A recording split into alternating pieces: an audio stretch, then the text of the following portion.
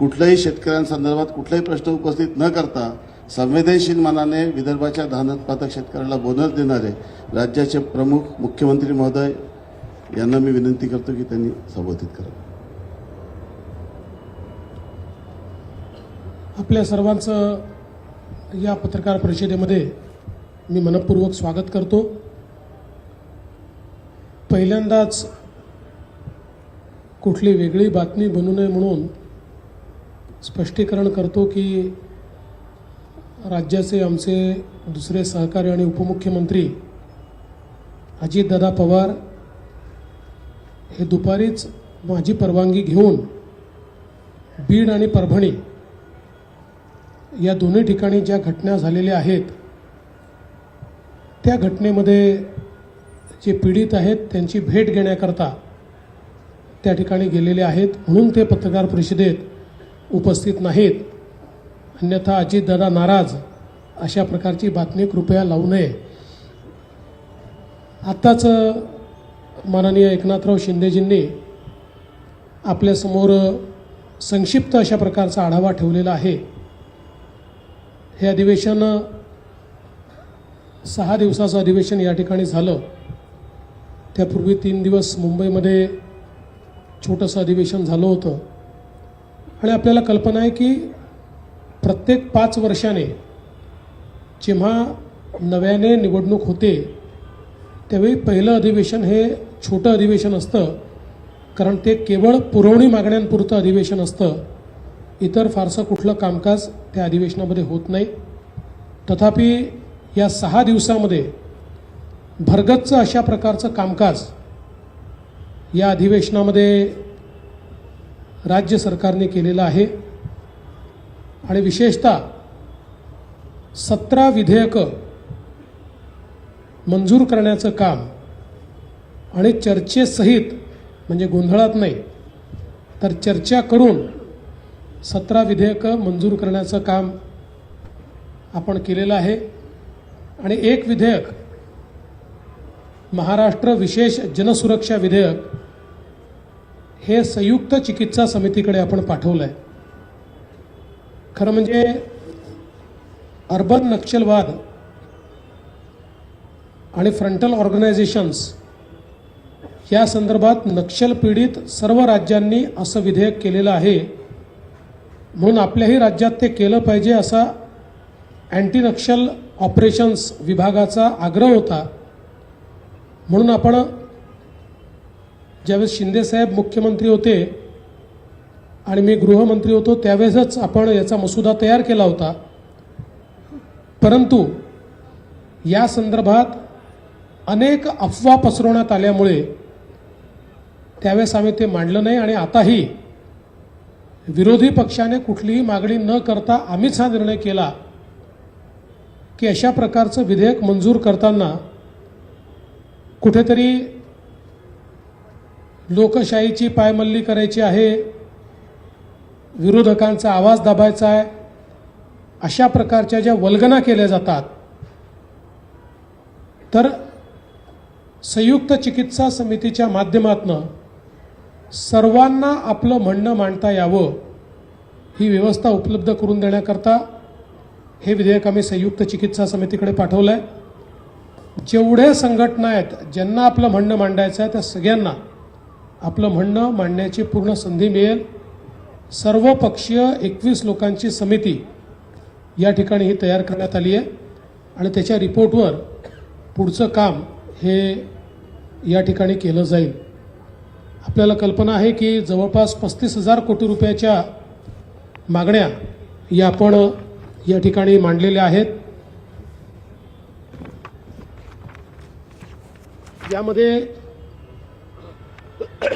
साधारणपणे सार्वजनिक बांधकाम विभागाकरता 7,490 कोटी रुपये, कृषी विभागाकरता 2,147 रुपये, उद्योग ऊर्जा कामगार आणि खनिकर्म विभागाकरता 4,112 कोटी रुपये असे ठळक आपण निधी दिला आहे. ज्यामध्ये आमची जी फ्लॅगशिप योजना आहे मुख्यमंत्री बळीराजा वीज सवलत योजना त्याच्याकरता 3,500 कोटी रुपयाची तरतूद करण्यात आली आहे.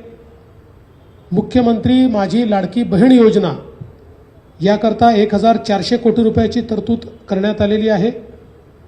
आणि म्हणून वेगवेगळ्या योजनांच्या माध्यमातून या ठिकाणी आम्ही ज्या योजना दिल्या होत्या त्या पुढे सुरूच राहतील याचं द्योतक या पुरवणी मागण्यांच्या माध्यमातून आपल्याला मिळालेलं आहे.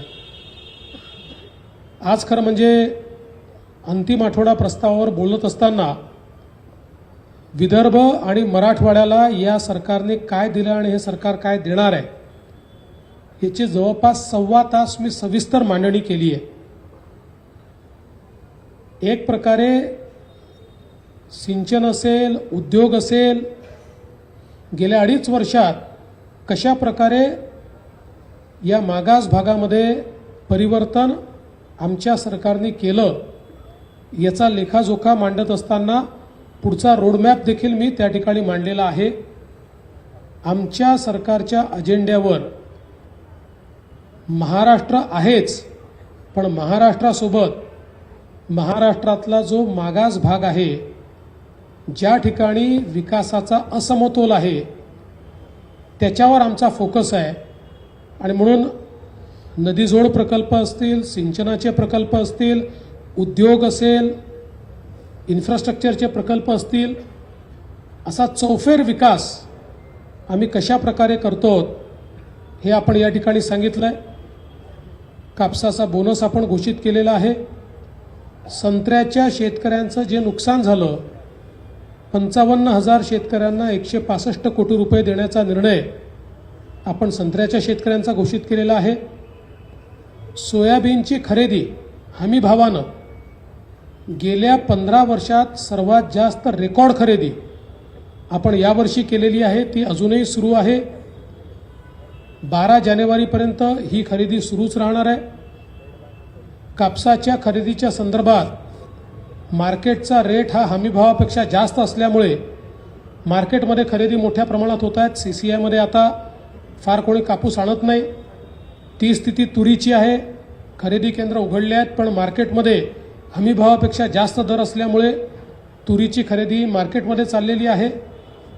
त्यामुळे शेतमालाला जिथे योग्य भाव मिळेल तिथे त्याची विक्री चालली आहे. जिथे अडचणी आहेत तिथे इंटरव्हेन्शन करून त्याच्या खरेदीची पूर्ण व्यवस्था आणि विशेषतः विदर्भ मराठवाड्यामध्ये जी पिकं आहेत त्या पिकांना न्याय देण्याचं काम हे या ठिकाणी आपल्या सरकारने केलं आहे. हे सगळं होत असताना या काळामध्ये आपण ADB सोबत देखील एक करार केला आणि एशियन डेव्हलपमेंट बँक आणि युरोपियन इन्व्हेस्टमेंट बँक या दोघांनी मिळून आपल्याला नागपूर मेट्रो करता जवळपास 3,586 कोटी रुपयाचं कर्ज दिलं आहे. आणि मला सांगताना आनंद वाटतो की याचा व्याजदर जो आहे हा 0.72%, म्हणजे 1% देखील कमी दराने हे कर्ज त्यांनी आपल्याला दिलेलं आहे. आणि एक्सचेंज रेट हा डॉलर नाही आहे, तो येन आहे. डॉलरमध्ये मोठ्या प्रमाणात इन्फ्लेशन होतं. येन ही आपल्याकरता स्टेबल करन्सी आहे आणि 20 वर्षाचं हे कर्ज आहे. 5 वर्षाचा मोरटोरियम आहे. त्यामुळे मोठ्या प्रमाणात आता नागपूर मेट्रो टप्पा 2 याला गती या माध्यमातून मिळणार आहे. जवळपास 43 किलोमीटरचा हा टप्पा आहे आणि नागपूर परिसरातल्या 10 लाख प्रवाशांना याचा लाभ मिळणार आहे. आणि नागपूर जिल्हा हा शहराशी या टप्प्यामुळे जोडला जातो आहे. यासोबत आपली जी मित्रा संस्था आहे, या संस्थेच्या माध्यमातून ग्रामीण रस्ते हे आमचा प्रयत्न असा आहे की 1,000 लोकसंख्येची जी गावं आहेत या गावांना कॉन्क्रीट रस्त्याने जोडायचं. त्या संदर्भात एशियन डेव्हलपमेंट बँकेशी करार आपला झाला. कौशल्य विकासाच्या 500 केंद्रांच्या अपग्रेडेशनचा आपला करार झाला आहे. आणि मोठ्या प्रमाणात ज्यावेळेस शिंदेसाहेब मुख्यमंत्री होते त्यांनी बांबू मिशन सुरू केलं. बांबू हा शेतकऱ्यांच्या जीवनात परिवर्तन करू शकतो आणि त्यामुळे बांबूच्या लागवडीचं क्षेत्र वाढवण्याकरता अर्थपुरवठा एशियन डेव्हलपमेंट बँक आपल्याला करणार आहे. त्या संदर्भात त्यांच्याशी आपण करार केलेला आहे. या अधिवेशनामध्ये जी काही बिलं आपण मंजूर केली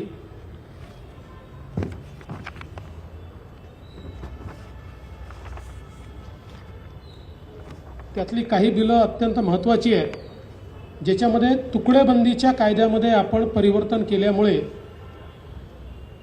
जो छोटा प्लॉट धारक होता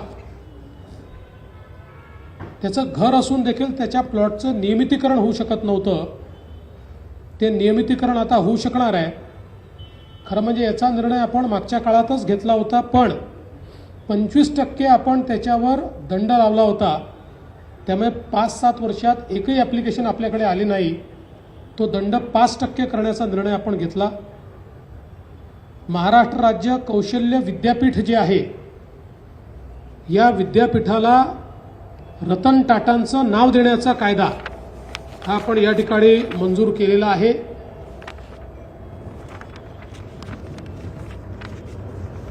त्याचप्रमाणे एक नवीन संकल्पना त्याचा कायदा आपण मंजूर केला आहे, क्लस्टर विद्यापीठ. क्लस्टर युनिव्हर्सिटी म्हणजे समूह विद्यापीठ. UGCने आता त्या ठिकाणी एक एडेड कॉलेज असेल आणि 4 अनएडेड कॉलेजेस असतील तर तुम्हाला क्लस्टर विद्यापीठ करता येतं, अशा प्रकारचा एक नियम तयार केला. त्याचा कायदा आपण तयार केला आहे. दुसरं, महाराष्ट्र खाजगी विद्यापीठे, यामध्ये 3 नवीन विद्यापीठ आपल्याकडे होत आहेत आणि त्यातलं एक जे पुण्याला नयनता विद्यापीठ होत आहे, ज्याचा कायदा आपण केला आहे. महाराष्ट्रातल्या आणि देशातल्या 10 प्रमुख उद्योजकांनी एकत्रित येऊन सेक्शन 8 कंपनी तयार केली, नॉन प्रॉफिट कंपनी तयार केली आणि या लोकांनी हैदराबादमध्ये जमीन घेऊन तिथे हे विद्यापीठ तयार करायचा निर्णय घेतला होता. मी स्वतः त्यांना विनंती केली की तुम्ही महाराष्ट्रात करा, आम्ही तुम्हाला वेगानं सगळ्या प्रकारच्या मान्यता देऊ, आणि त्यांनी ते मान्य केलं आणि आता त्यांचं विद्यापीठ सुरू होत आहे. हे देशातलं एक आगळं वेगळं आणि ज्यामध्ये अत्यंत चांगल्या प्रकारचे वेगळ्या प्रकारचे कोर्सेस असतील आणि जागतिक विद्यापीठाशी कॉम्पिटिशन करू शकेल अशा प्रकारचे विद्यापीठ आता पुण्यामध्ये तयार होत आहे. दुसरं, आपण आपल्या गड किल्ल्यांवर जे लोक घाण करतात, दारू पितात, त्यांच्याकरता शिक्षा वाढवण्याच्या संदर्भात आपण विधेयक पास केलं. हैदराबाद इनामे व रोग अनुदाने या संदर्भातला कायदा मंजूर केला, ज्यामुळे मराठवाड्यामध्ये ज्या जमिनीवर लोक बसलेले आहेत आणि ते कुठेतरी निजामाच्या काळाच्या जमिनी असल्यामुळे त्यांना वर्ग 2च्या जमिनी म्हणून ट्रीट केलं जातं, त्या वर्ग 1च्या म्हणजे त्याची मालकी त्या लोकांना देण्याचा निर्णय आपण केला. धाराशिवसारखं पूर्ण शहर हे वर्ग 2च्या जमिनीवर आहे, आता त्यांना वर्ग 1च्या जमिनीत ते कन्व्हर्ट करून घेता येईल. त्याचबरोबर महाराष्ट्र आपलं जे नॅशनल लॉ स्कूल आहे छत्रपती संभाजीनगरचं, त्याच्या नावामध्ये बदल करून औरंगाबादच्या ऐवजी छत्रपती संभाजीनगर करणं असेल. आणि एक अत्यंत महत्त्वाचं विधेयक, महाराष्ट्र कारागृह व सुधार सेवा विधेयक, आपल्याकडे 1894 आणि 1900 म्हणजे जवळजवळ 125 वर्षापूर्वीचं कारागृह विधेयकावरच आपले कारागृह प्रशासन हे काम करत होतं. आता इतक्या 125 वर्षानंतर नवीन अशा प्रकारचा हा कायदा आपण या ठिकाणी तयार केलेला आहे. त्यामुळे मोठ्या प्रमाणात या अधिवेशनामध्ये आम्ही काम केलं आहे आणि विशेषतः विदर्भ मराठवाड्याच्या हिताचे अनेक निर्णय, शेतकऱ्यांच्या हिताचे निर्णय, सर्वसामान्यांच्या हिताचे निर्णय घेण्याचं काम या अधिवेशनामध्ये आम्ही केलेलं आहे. आपण सर्वांनी या अधिवेशनाला जी प्रसिद्धी दिली त्याबद्दल आपल्या सर्वांचे आभार मानतो आणि काही एक दोन प्रश्न असतील तर आपण ते करूया.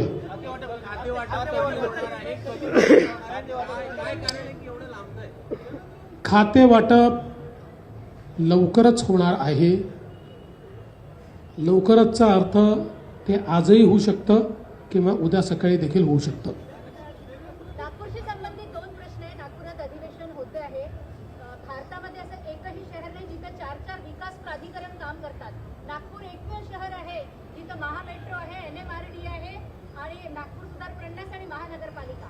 मागच्या टर्ममध्ये तुम्ही नासूरला बरखास्त करण्यासाठी केलं होतं, मात्र आमदार नितीन राऊत पालकमंत्री बनल्याबरोबर उद्धव ठाकरे सरकारमध्ये नासूरला पुन्हा विलीन करण्यात आलं. ज्यावेळेस ते नासूर पुन्हा बरखास्त होणार का? विचाराधीन आहे, त्या संदर्भात योग्य निर्णय करू.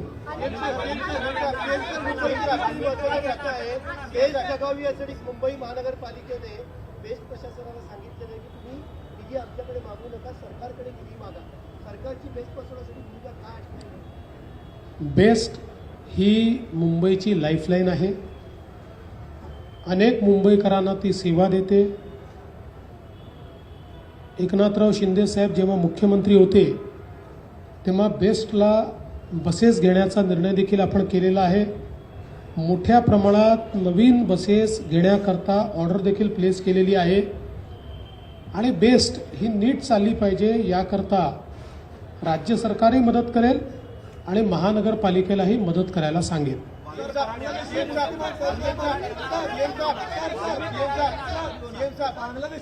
असं आहे, मी कालही सांगितलं, कोणालाही सोडलं जाणार नाही.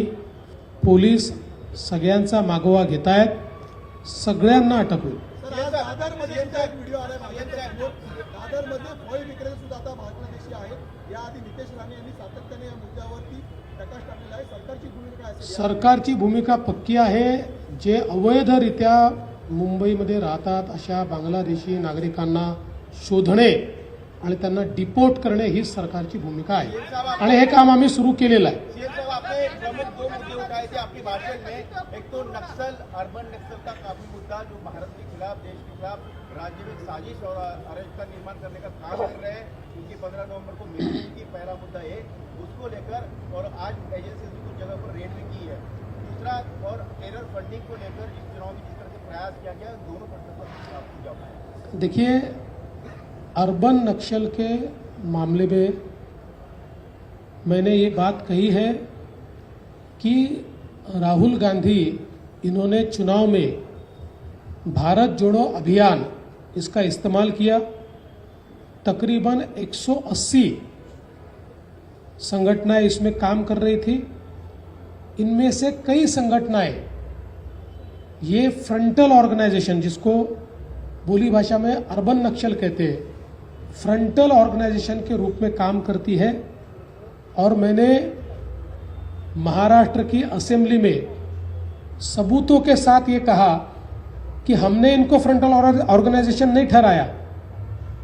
2010 में, 2011 में, 2013 में और 2014 में महाराष्ट्र में जब उस समय की कांग्रेस एनसीपी की सरकार थी और केंद्र में भी जब यूपीए की सरकार थी, उस समय महाराष्ट्र की असेंबली में आर पाटिल साहब ने दिए हुए जवाब हो या केंद्र में केंद्रीय मंत्री ने दिए हुए जवाब हो, उन जवाबों में जो लिस्ट दी हुई है फ्रंटल ऑर्गेनाइजेशंस की, उसी लिस्ट में से कई ऑर्गेनाइजेशंस ये भारत जोड़ो अभियान का पार्ट है.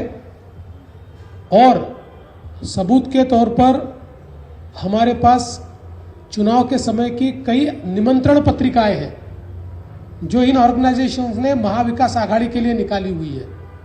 इसलिए भारत जोड़ो अभियान में बड़े पैमाने पर जो लोग काम कर रहे हैं ये फ्रंटल ऑर्गेनाइजेशंस है.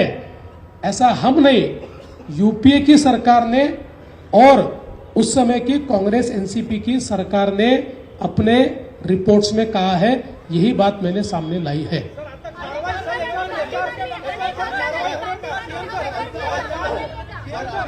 आमदारांची दांडी मारली. वैद्यकीयांचा अपमान नाही आहे का हा नागपूरकरांचा? विचार करें उसका. अल्पकालीन चर्चेदरम्यान आपण दिलेल्या उत्तरात विरोधकांचं असं म्हणणं आहे की परभणी जिल्ह्यात सोमनाथ सूर्यवंशीला न्याय नाही मिळाला. विरोधकांनी माझं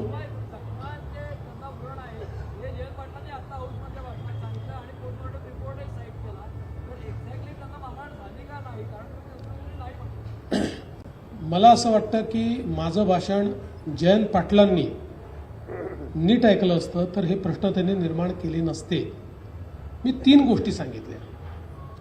पहिली गोष्ट, 2 वेळा मॅजिस्ट्रेट समोर मॅजिस्ट्रेटने त्यांना विचारलं तुम्हाला मारहाण झाली आहे का? त्यांनी सांगितलं नाही. ही पद्धत असते, विचारावं लागतं. ते मॅजिस्ट्रेटनी त्यांना ते नोंदवावं लागतं. ते नोंदवून ठेवलेलं आहे. ते जेव्हा पोलीस कस्टडीमध्ये होते तेव्हा पोलीस कस्टडीतले सगळे CCTV फुटेज आहेत. कुठलाही टाईम लॅग नाही आहे त्याच्यामध्ये. कुठेही त्यांना मारहाण झाल्याचं दिसत नाही. तिसरं, त्यांची जी मेडिकल एक्झामिनेशन झाली, मी जे सांगितलं की आपण जे सगळे दाखवतो आहोत ते पोस्टमॉर्टम रिपोर्टचं कव्हर दाखवतो आहोत, पण जी डिटेल्ड मेडिकल एक्झामिनेशन झाली त्याच्यामध्ये त्यांना श्वसनाचा दुर्धर रोग आहे हे तेव्हाच नमूद करून ठेवलेलं आहे. हे मी सांगितलं. तथापि एवढं सगळं झाल्यानंतर ते जेलमध्ये असताना, पोलीस स्टेशनमध्ये असताना नाही, जेलमध्ये असताना त्यांचा मृत्यू झाला आणि पोस्टमॉर्टम रिपोर्टच्या फ्रंट पेजवर मल्टिपल इंजुरीज असं लिहिलेलं असल्यामुळेच आपण त्याची न्यायालयीन चौकशी करतो आहोत की ज्या न्यायालयीन चौकशीतनं सत्य काय हे बाहेर आलं पाहिजे. हे लपवण्याचं कुठलंही कारण नाही आहे. राहुल गांधी आ रहे हैं, राहुल गांधी सोमवार की दिन आ रहे हैं. हा, शेतकऱ्यांचं कर्जमाफीचं आणि सन्मान निधीचं कसं? मला असं वाटतं तुम्ही ऐकलं नाही. याचा अर्थ मी जे उत्तर दिलं ते तुम्ही ऐकलं नाही. फ्रंटल संघटना आहे त्याच्यावर कारवाई करणार आहे का सरकार? नाही, असं आहे की त्या संदर्भातल्या काही याच्यावर मागच्याही काळात कारवाई झालेली आहे. काही UAPAच्या माध्यमातून काही कारवाई झालेली आहे. त्यामुळे जिथे आवश्यकता असेल तिथे कारवाई होईलच.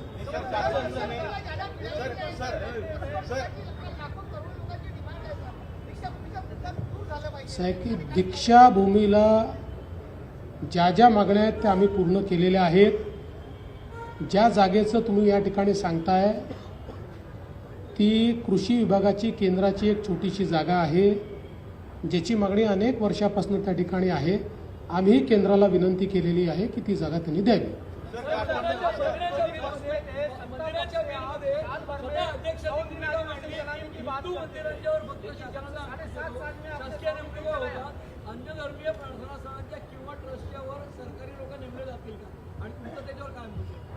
असं आहे की मुळामध्ये जे काही आपले मंदिरं असतील किंवा इतर धार्मिक स्थळं असतील यांच्या कंट्रोलचे वेगवेगळे कायदे आहेत. मुस्लिमांकरता वक्फ आहे, काही ठिकाणी ट्रस्ट आहेत आणि काही ठिकाणी आपण कायदे केलेले आहेत. त्याच्यामुळे त्याच पद्धतीनं आपण आत्ता चाललो आहोत. पण अध्यक्षांनी एक महत्त्वाची गोष्ट लक्षात आणून दिलेली आहे, त्याचा कायदेशीर अभ्यास करावा लागेल. हमेशा मांग करते थे कि 100 दिन आदिवासी साल भर में, लेकिन आपका 7.5 साल का रिकॉर्ड है कि 100 दिन एक भी बार नहीं चला है. 100 दिन नहीं चला, लेकिन पिछली सरकारों के तुलना में सबसे ज़्यादा दिन हमने चलाया. और प्रॉब्लम तो ये है कि विरोधी पक्ष के लोग पहले दिन मांग करते कि 2 हफ्ते और बढ़ाया जाए, और जब 2 हफ्ते हो जाते हैं तो आधे बेंचेस विरोधी पक्ष के खाली होते हैं. हमको प्रॉब्लम आता है कि कोरम जितने भी लोग वहाँ उपस्थित नहीं होते. तो हमने तो हमेशा प्रयास किया और आगे भी हमारा प्रयास रहेगा. और मैं आज भी आपको बताता हूँ, हमारे 7 सालों का आप हिसाब निकालिए. उद्धव जी ने तो चलाए नहीं, 2-3 दिन चलाते थे, लेकिन हमारे 7 सालों का हिसाब निकालिए. देश के किसी भी विधानसभा से ज़्यादा, किसी भी विधानसभा से ज़्यादा हमने महाराष्ट्र की विधानसभा चलाई. अनेक आमदारांनी डांगरी मार चला. अनेक आमदारांनी का मंत्रिमंडळात स्थान चला, सगळ्यांचे फार फार धन्यवाद.